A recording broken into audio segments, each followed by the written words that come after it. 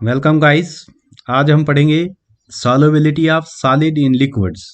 ये अब solubility of solid जो है वो कैसे लिक्विड में किस तरह डिपेंड करती है, तो इसके मुतालिक आज हम पढ़ेंगे। जानने की कोशिश, पहले हम देखते हैं सॉल्युबिलिटी ऑफ सॉलिड क्या होती है। सॉल्युबिलिटी ऑफ सॉलिड क्या होती है? It is the maximum amount of the solute dissolved in specific amount of the solvent eight room temperature. Room temperature पर कितना सोल्यूट जो है वो घुल सकता है किसके अंदर? सॉल्वेंट के अंदर। उसको हम बोलेंगे solubility of solid in liquid. हम रूम टेम्परेचर या एट ए पार्टिकुलर टेम्परेचर भी ले सकते हैं हम, तो उसको हम बोलते हैं solubility of the solid in liquid. जैसे हम लेते हैं, ये हमें कोई इसमें ले लिया हमने कोई सॉल्वेंट,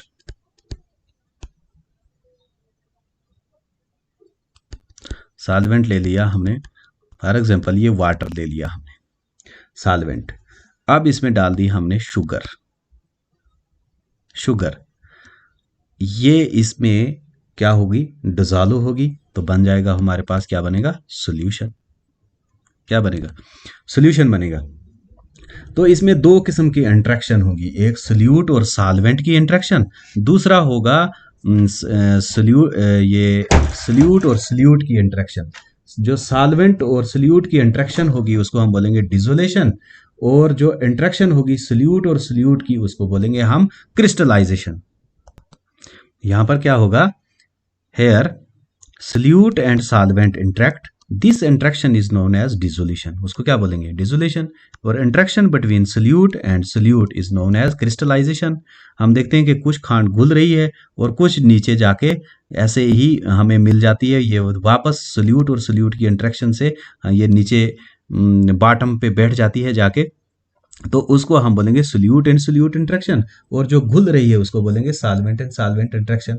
और अल्टीमेटली एक पॉइंट आएगा जिस पे डिसोल्यूशन और क्रिस्टलाइजेशन जो होंगी वो इक्वेट करेंगी, बराबर हो जाएंगी। उस पॉइंट को हम बोलेंगे इक्विलिब्रियम। क्या बोलेंगे हम? इक्विलिब्रियम।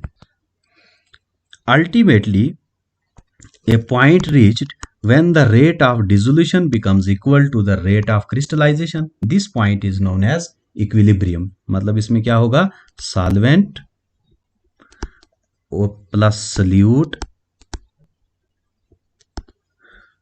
तो ये डिसोल्यूशन हो गई, इस बन गया सोल्यूशन।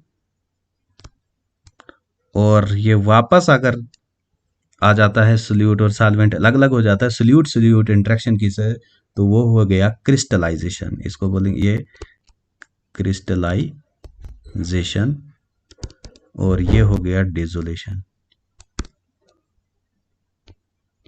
तो इस तरह से एक इक्विलिब्रियम अटेन हो जाएगा, जिसको हम बोलेंगे equilibrium. The solution at this stage is known as, इस स्टेज पर हम सोल्यूशन को बोलेंगे, क्या बोलेंगे हम? Saturated solution.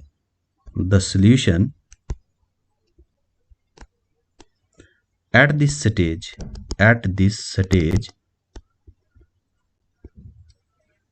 is known as saturated solution.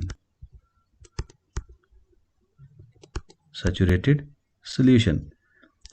Solution इसलिए बोलेंगे कि अब जो है डिसोलेशन नहीं होगी, वापस क्रिस्टलाइजेशन हो जाएगी इस पॉइंट पर। मतलब इस डिसोलेशन और क्रिस्टलाइजेशन क्या होंगे? इक्वी प्रोपोर्शन में होंगे। तो उस सूरत में हम उस पॉइंट को बोलेंगे हम इक्विलिब्रियम पॉइंट, और इक्विलिब्रियम पॉइंट पर जो सोल्यूशन होगा वो हमारा होगा सैचुरेटेड सोल्यूशन। इस तरह से हमें तीन किस्म के सोल्यूशन होंगे। एक हो गया saturated solution, no more solute is dissolved at room temperature. Room temperature पर डिसॉल्व नहीं होगा, लेकिन टेम्परेचर बढ़ाने से डिसॉल्व होगा थोड़ा बहुत। फिर हो गया दूसरा अनसैचुरेटेड सोल्यूशन, वो solution in which more solute is dissolved at room temperature, जिसमें हम और सोल्यूट डिसॉल्व कर सकते हैं रूम टेम्परेचर पर। तीसरा हो गया super saturated solution, by increasing temperature no more solute is dissolved. अब इसमें अगर हम टेम्परेचर भी इंक्रीज करेंगे तो फिर भी सोल्यूट डिसॉल्व नहीं होगा, सैचुरेटेड में होगा लेकिन सुपर सैचुरेटेड में नहीं होगा। तो अब हम देखते हैं solubility of solid in liquid क्या है? ये सॉल्युबिलिटी थी सॉलिड इन लिक्विड। अब solubility of solid in liquid, तो सॉल्युबिलिटी ऑफ सॉलिड्स, ये हमने देखा कि किस तरह से सॉल्युबिलिटी ऑफ सॉलिड क्या चीज है। अब हम देखते हैं कि solubility of solid in liquid क्या है। Solubility of solid in liquid, it is defined as the maximum amount of the solute solid में dissolved in 100 grams of the solvent to form saturated solution at given temperature। मतलब solute किस में होगा? solid में, और solvent liquid होगा। तो solute कितने अमाउंट जो है वो solute डिजॉल्व है 100 ग्राम ऑफ द सॉल्वेंट में, उसको हम बोलेंगे solubility of the liquid। Solid in liquid, solubility of the solid in liquid. तो गिवन टेम्परेचर कौन सा होगा इसमें? इसमें होगा room temperature, room temperature, room temperature. अब हम देखते हैं कि फैक्टर्स कौन कौन से अफेक्ट करते हैं ये इस पर, solubility of the solid in liquid पर।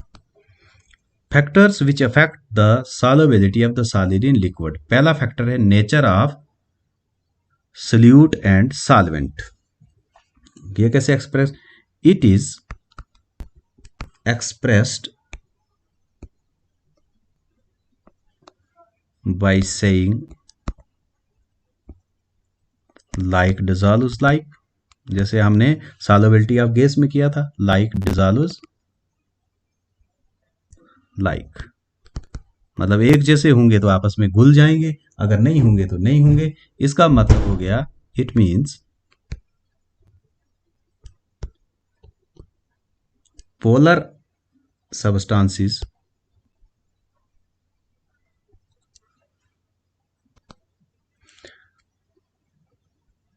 Dissolved in polar solvent and non polar in non polar solvent. जो पोलर होंगे वो पोलर में घुल जाएंगे, और जो नॉन पोलर होंगे वो नॉन पोलर में घुल जाएंगे। फॉर एग्जांपल साल्ट्स, जितने भी साल्ट्स होंगे, साल्ट इजली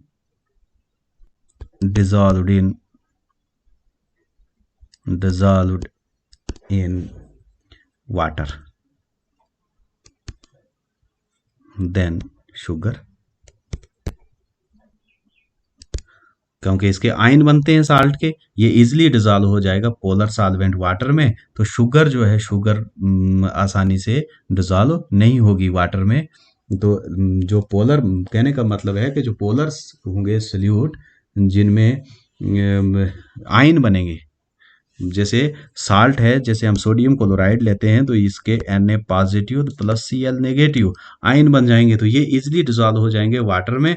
लेकिन अगर शुगर लेंगे, शुगर जो है ये ब्रेक नहीं होगी, इसके आयन नहीं बनेंगे, तो ये डिजॉल्व वाटर में आसानी से नहीं होगी, ये नॉन पोलर सॉल्वेंट में आसानी से डिजॉल्व हो जाएगी। दूसरा फैक्टर है टेम्परेचर। टेम्परेचर जो है ये दो तरह से अफेक्ट करेगा। अगर रिएक्शन एंडोथर्मिक है,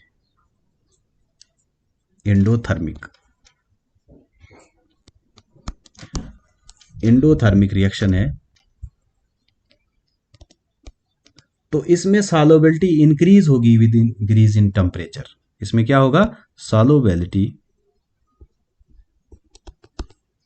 इंक्रीजेस विद increase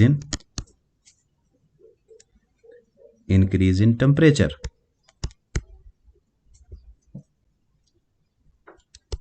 टेम्परेचर के साथ इंक्रीज होगी। अगर टेम्परेचर इंक्रीज होगा, मतलब हो गया टेम्परेचर इंक्रीज होगा तो सॉल्युबिलिटी भी इंक्रीज होगी। तो अगर रिएक्शन एक्सोथर्मिक है, मतलब इसमें एंडोथर्मिक में क्या हो गया, जैसे सोल्यूट है प्लस सॉल्वेंट है प्लस हम हीट देंगे इसको, तो ये बन जाएगा हमारा सॉल्यूशन, मतलब इंक्रीज होगी।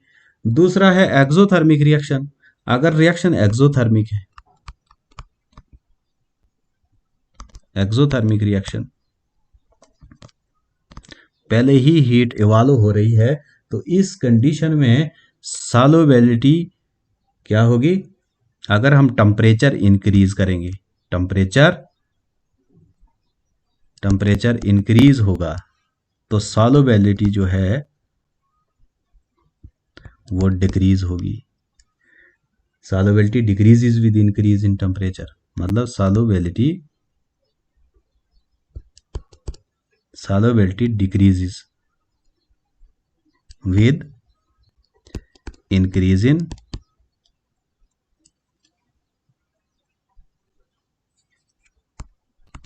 टेम्परेचर।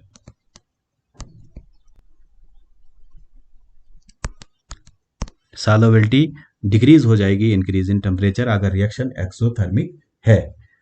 तो तीसरी बात है, अगर हाइड्रेटेड साल्ट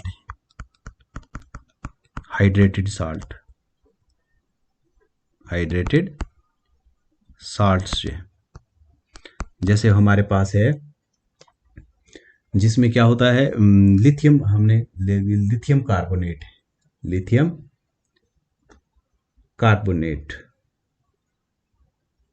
लिथियम कार्बोनेट नहीं, इसमें हम लेंगे जैसे सोडियम सल्फेट Na2SO4, इसके साथ क्या है, वाटर है, 10 टाइम्स वाटर। ये है हाइड्रेटेड साल्ट जिसके साथ वाटर होता है, इसमें इनके साथ वाटर ऑफ क्रिस्टलाइजेशन होता है, वाटर ऑफ क्रिस्टलाइजेशन। तो इनको हम बोलते हैं हाइड्रेटेड साल्ट। इनकी सॉल्युबिलिटी जो है फर्स्ट इंक्रीज होगी और फिर डिक्रीज होगी। इनमें क्या होगा, with increase in temperature,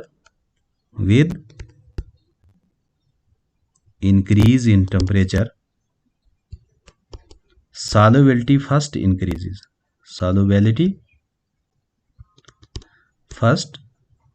increases, पहले क्या होगा, इंक्रीज होगी एंड देन डिक्रीजेस,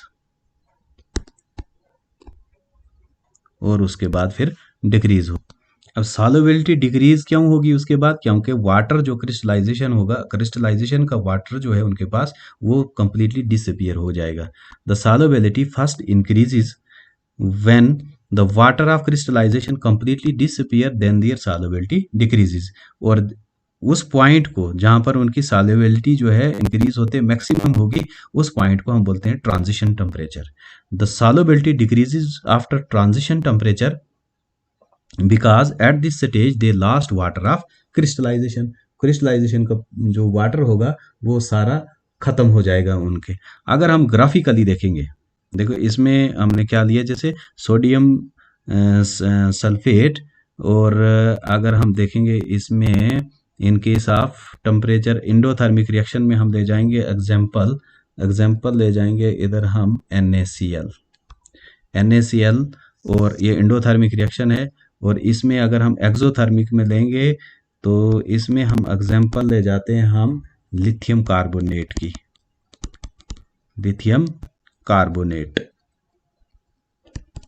कार्बोनेट की एग्जाम्पल।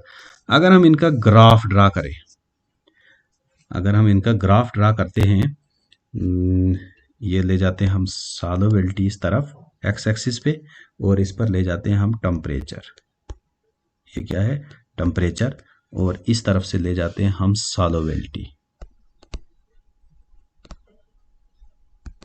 सॉल्युबिलिटी देखते हैं। तो ये क्या आएगी, जो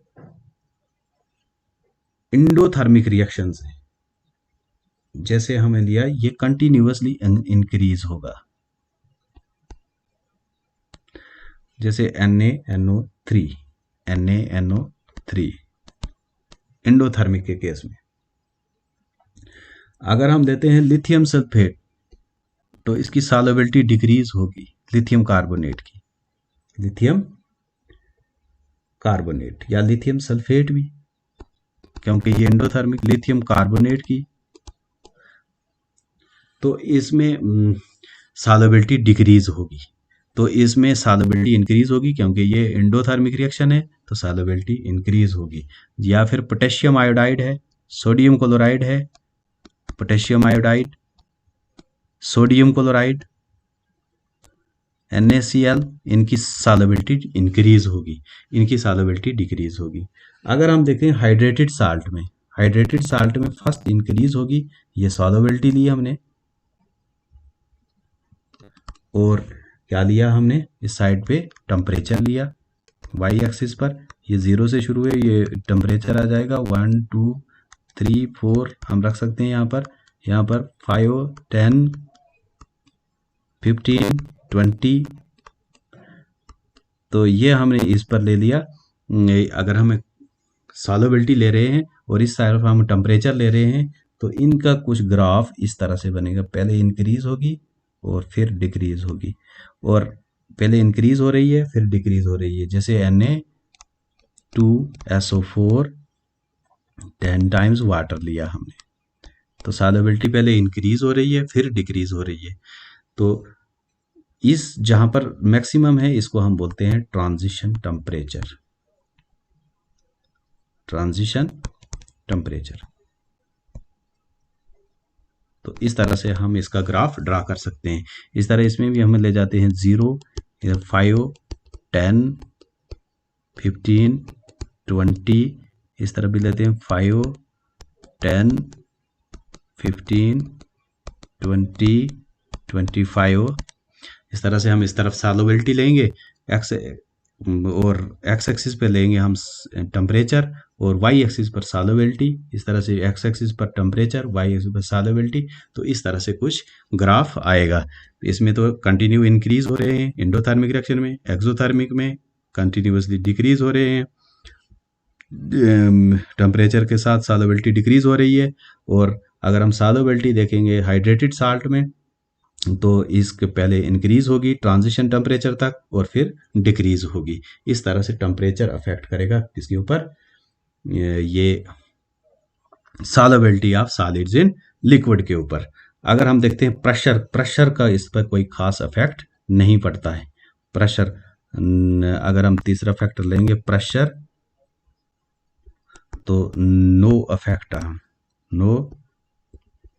effect on solubility,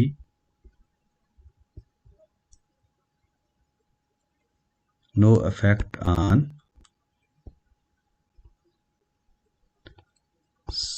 solubility of solids in liquid। तो इस तरह से मुझे उम्मीद है कि आप समझ गए होंगे कि solubility of solid in liquid क्या चीज़ है। शुक्रिया।